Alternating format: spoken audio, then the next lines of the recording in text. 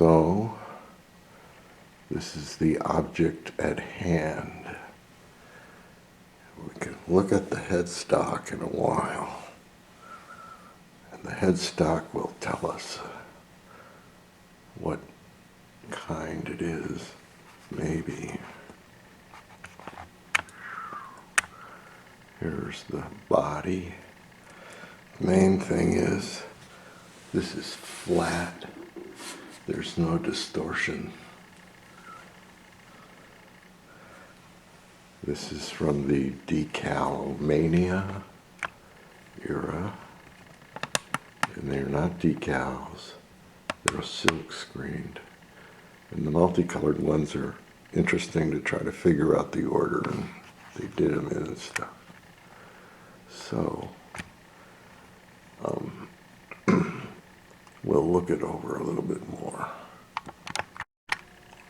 So this is the telltale brand indicator that really is not. This has what's called the Gumby headstock, and I'll move around and make it look a little more Gumby-ish. Hold on. So there's, again, this little upsweep or downturn. Gumby had that as his profile top. This curve is usually from a company called Stromberg Voisin. That was bought out by K.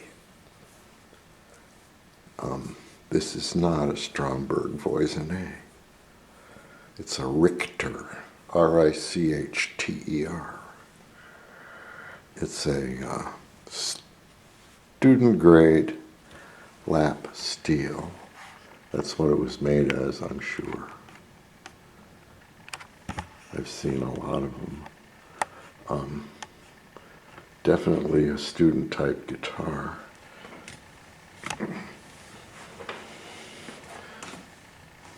And there's no label. I'll zoom in on this, the fretboard. You can see, focus, focus, focus, focus. Come on, there. They've marked the strings going across. I want to decode that. It'll prove that it's an open tuning, possibly.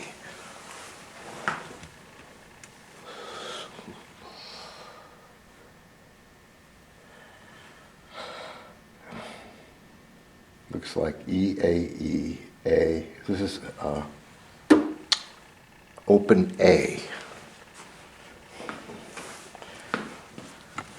The notes are, these are the notes for the open A tuning.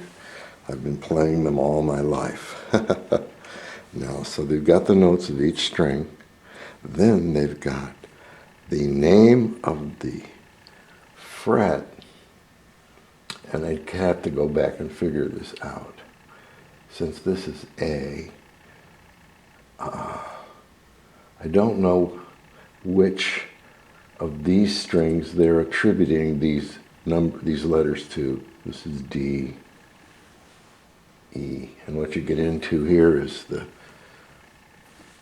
Pythagorean conundrum of A, B, C, D, and E, and sharps and flats, where, never mind all that. Anyway, down here, on this side, which has been worn away, but there's a,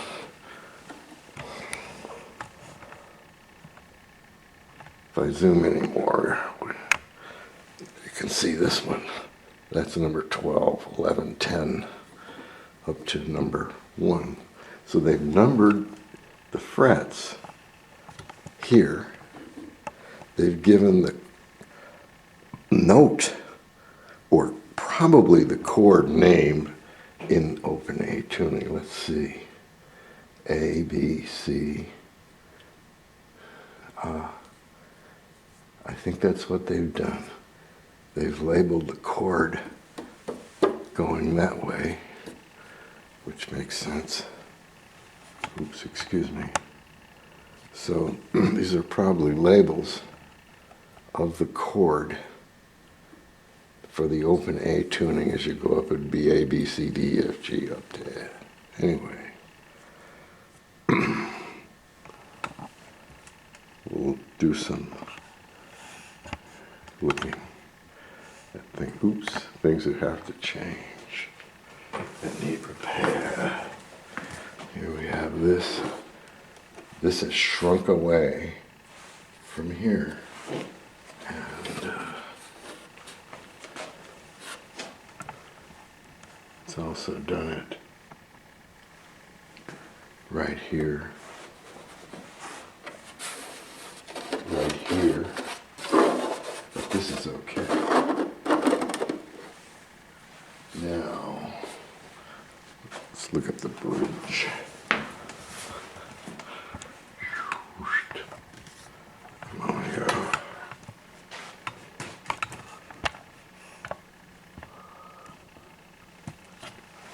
The slot has no slant. The slot is perpendicular to the axis of the neck. That's because it's a lap steel guitar, and they're not using intonation because there's no fretting going on. Again, that says it's a lap steel guitar. This ring, I believe, is simply painted on. And this is wood. I believe that I'd have to look. I may have sawed this out. Oops, I may have sawed the groove out a bit, but I don't think so. The lowest grades of these guitars used a floating bridge and tailpiece. This is headed for mid-grade. I'm going to flip the thing over. Anyway, this has been removed because the glue was letting it come off to begin with. Flip it over. The good, the bad, and the ugly. This is all buckle rash.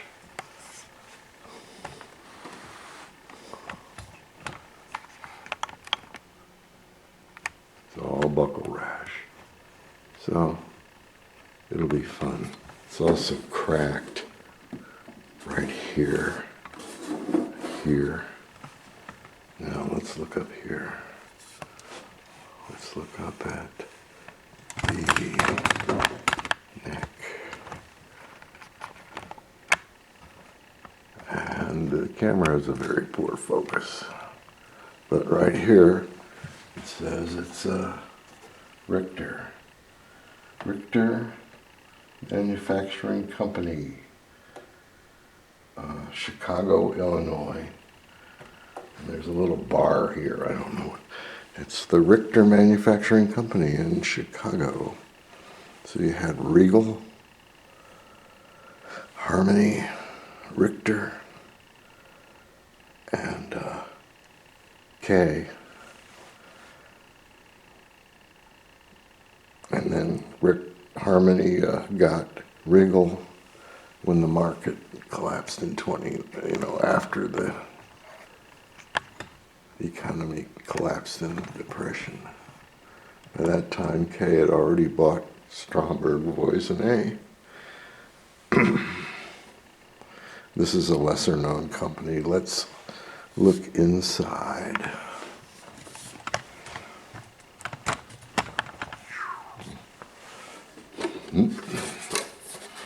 These braces were halfway gone, and this one's still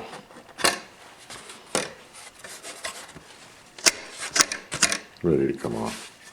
It'll be fine. When I'm done, you'll never see a thing on it. This is your typical ladder braced guitar. It was not your lap steel braced guitar. Consequently, the thing would sound good if it was fretted. brace all the way. This is a thick bridge plate, probably birch. Another brace, another brace. And this is minimal. This is not as thick as it should be. And they've actually glued this on, I believe, to hide the breakthrough of the dovetail joint.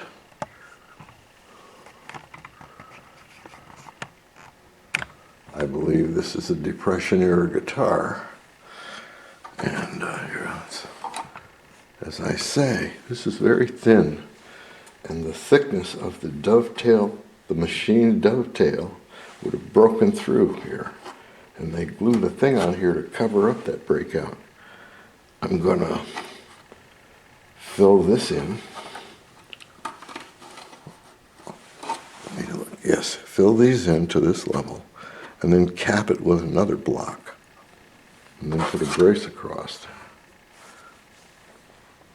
This will become X-braced.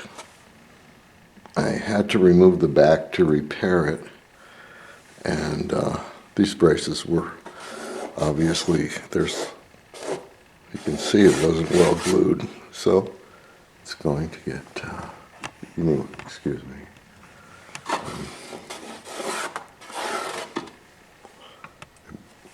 That's like moisture creeped under there or something. Anyway, now one other interesting detail.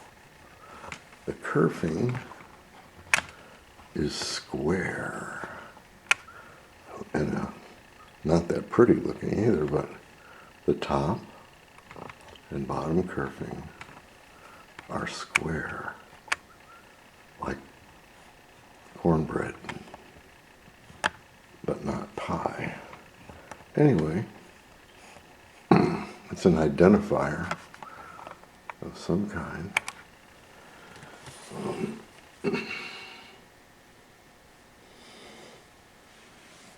And so it's going to need all this kind of stuff.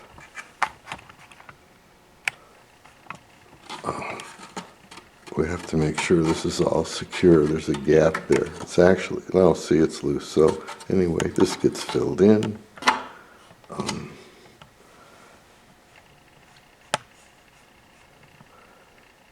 And we just have to put it back together. Just a couple more things now.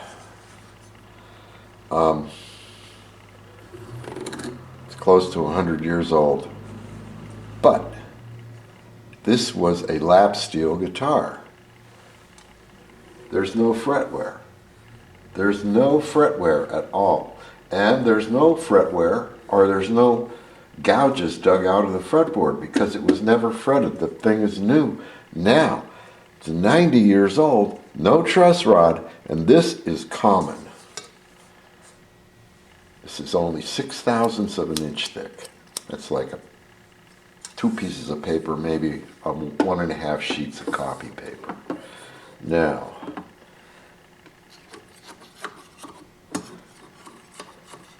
it's flat within plus or minus 3/1000ths of an inch. It's flat within plus or minus 3/1000ths of an inch. One leveling and we're good to go.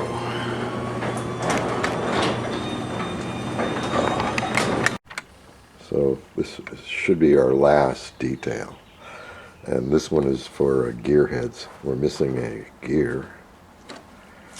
And these tuners are upside down and backwards. So they'll work good. One more detail. There's no end pin. There was never an end pin. There's not even a screw hole here. This is an indicator of a lap steel guitar. You played it on your lap, so there was no need for a strap. The dobro came along and people started strapping them on. So the last detail is beyond the video that we're doing right now. These are technically upside down and backwards. The screw, the worm here, the worm screw should be here on all these. That would require putting these over there and these over there, but when you turn them, they'd be backwards. These are working in the right direction. They're winding this way. Also, we're missing a gear here. I'll have to find a gear. I have hundreds of parts like that.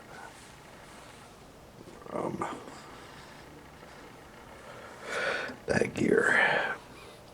So I'm going to save explaining upside down and backwards tuners for another time, but basically when they're upside down and backwards they work much better than if they're installed and made correctly. Later for that one. So I've gone over most of the details and features that are going to influence the repair, and the next video we'll start fixing.